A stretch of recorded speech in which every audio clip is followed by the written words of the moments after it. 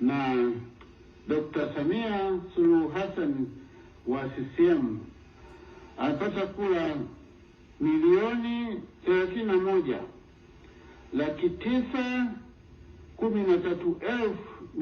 1,913,866 sawa na 97.66%.